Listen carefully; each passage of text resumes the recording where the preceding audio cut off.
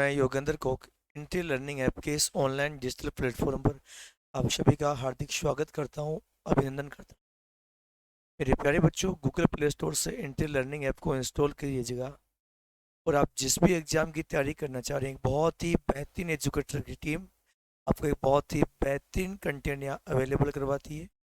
Notes आपको PDF format में available होंगे। मेरे प्यारे बच्चों और प्रिय साथियों, आप हमें सोशल मीडिया पे फॉलो कर सकते हैं। आप हमारे यूट्यूब चैनल को ज्वाइन कर सकते हैं, टेलीग्राम ग्रुप ज्वाइन कर सकते हैं, हमें इंस्टा, फेसबुक और ट्विटर पर भी आप हमें फॉलो कर सकते हैं।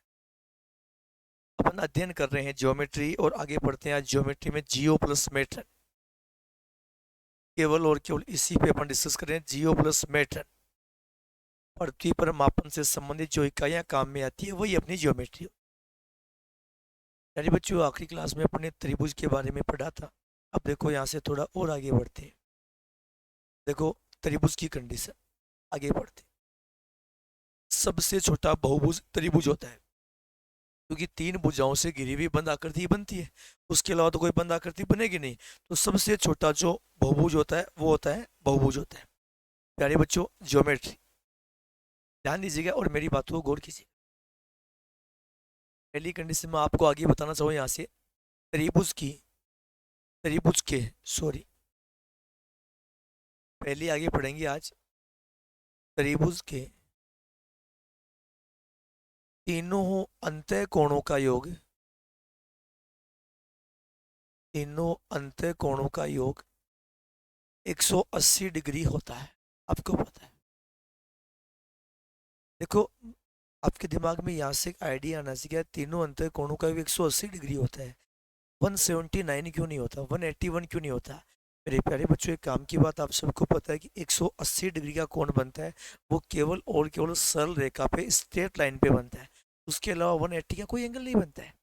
तो मेरे प्यारे बच्चों ध्यान दीजिएगा, मैं आपको बताना चाहूँ इसके बारे में, मेरी बात को गौर कीजिएगा। ये कोण मान लिया अक्ष है, ये मान लिया वाई है और ये कोण मान लिया जेड है।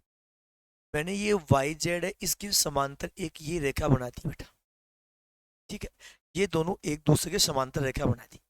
अगर मेरे प्यारे बच्चों, अपने को ज्ञात करना है कोण अक्ष प्लस कोण वाई प्लस कोण जेड बराबर 180, अपने को प्रूव करना है। भाई तीनों अंतः कोण, ये इन तीनों अंतः कोणों का योग 180 डिग्री आपको प्रूव करना है। मेरे प्यारे बच्चों, अगर ये दोनों समांतर रेखाएं हैं तो क्या ये कोण और ये कोण दोनों आपस में बराबर होंगे क्या? क्योंकि मेरे प्यारे बच्चों, दोनों एकांतर कोण है। दोनों कैसे कोण है? एकांतर। अगर ये कोण वाई है तो देन ये कोण भी क्या होगा? वाई। और ये आपको मैं बता चुका हूँ, समांतर रेखाओं में बने एकांतर कोण हमेशा बराबर होते हैं। अगर ये कोण वाई है तो ये भी कितना होगा? वाई। क्या ये और ये भी बराबर होंगे? ये कोण जेड है तो ये भी जेड होगा, क्योंकि जो एकांतर कोण है वो जेड की सी आकृति में बनते हैं। ये जेड की सी आकृति है और ये भी जेड की सी आकृति। तो ये वाई, ये जेड, ये एक्स, अब इन तीनों का योग करेंगे। क्या ये 180 का एंगल है? क्योंकि ये स्ट्रेट लाइन बन रही है। ये कोण अक्स, ये वाई और ये जोड़, इसलिए त्रिभुज के तीनों अंतः कोणों का जो योग होता है वो हमेशा 180 डिग्री होता है। अब अपन बात करें चतुर्भुज के चारों कोणों का योग, पंचभुज के पांचों कोणों का योग। सारी बातें मैं आपको बताता हूँ।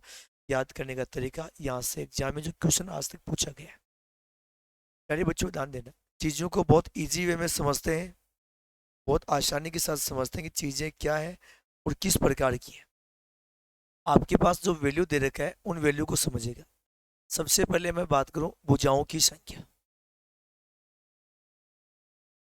भुजाओं की संख्या। उसके बाद में मैं बात करता हूं बने त्रिभुज की संख्या, बने त्रिभुज की संख्या। और उसके बाद अपन ज्ञात करते हैं यहाँ पे अंतः कोणों का योग, अंतः कोणों का योग।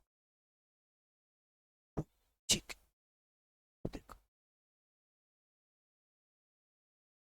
मान लीजिएगा मेरे प्यारे बच्चों, मैंने भुजाओं की संख्या ली तीन।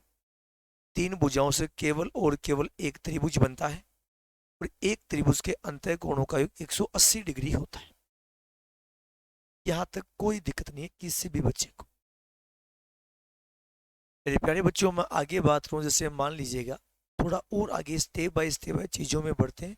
आपको यहाँ से बहुत सारी चीजें देखने को सीखने को मिलेगी। अब देखो, मैंने लिया भुजाओं की संख्या 4। 4 भुजाओं से मेरे प्यारे बच्चों बनता है चतुर्भुज। अब आपको करना क्या है, इस चतुर्भुज में किसी भी एक सिर से विकर्ण बनाना है। एक सिर से विकर्ण बनाना है। अब मेरे प्यारे बच्चों, जैसे ही एक सिर से आपने विकर्ण बनाया, तो मेरे प्यारे बच्चों कितने त्रिभुज बन गए? 2 बन गए ना भाई। एक और एक 2 त्रिभुज बन गए।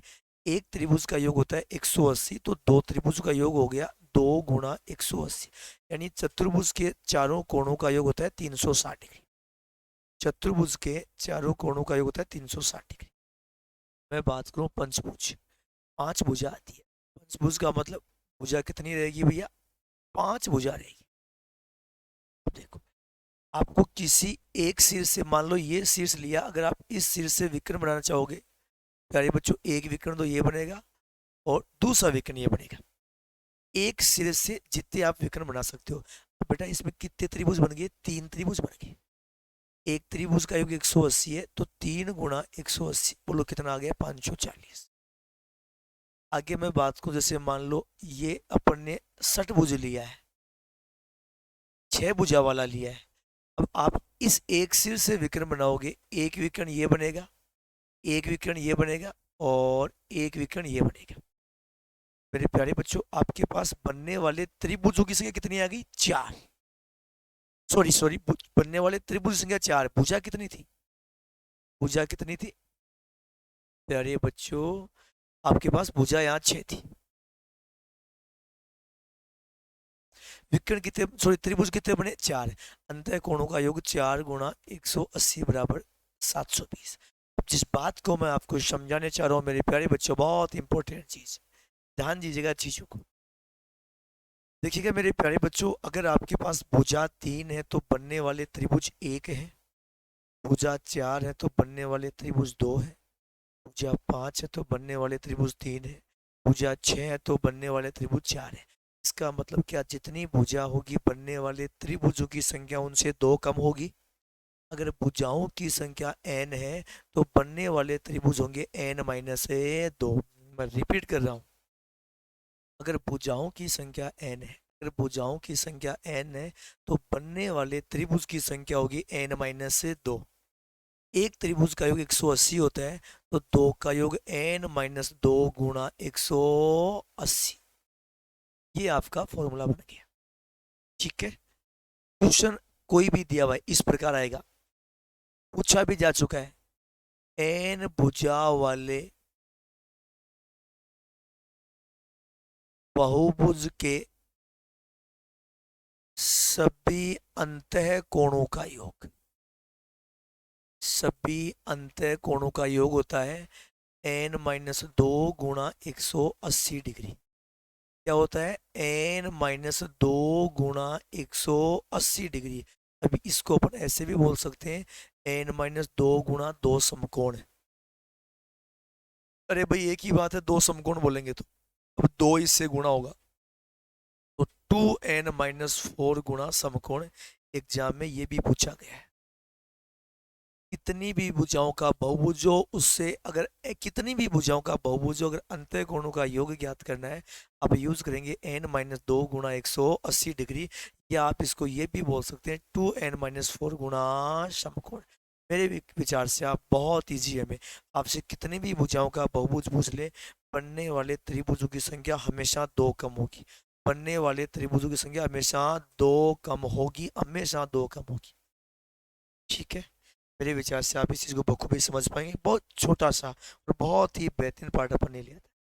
चलिए मेरे प्यारे बच्चों, अगर अभी तक आपने हमारे चैनल को सब्सक्राइब नहीं किया है तो चैनल को सब्सक्राइब जरूर कर लीजिएगा, और गूगल प्ले स्टोर से इंट्री लर्निंग ऐप को जरूर इंस्टॉल कर लीजिएगा, ताकि आप जिस भी एग्जाम की प्रिपरेशन कर रहे हैं आपको बहुत ही बेहतरीन कंटेंट एक बहुत ही ज़बरदस्त टीम के द्वारा प्रोवाइड होगा। आप सभी का बहुत बहुत धन्यवाद।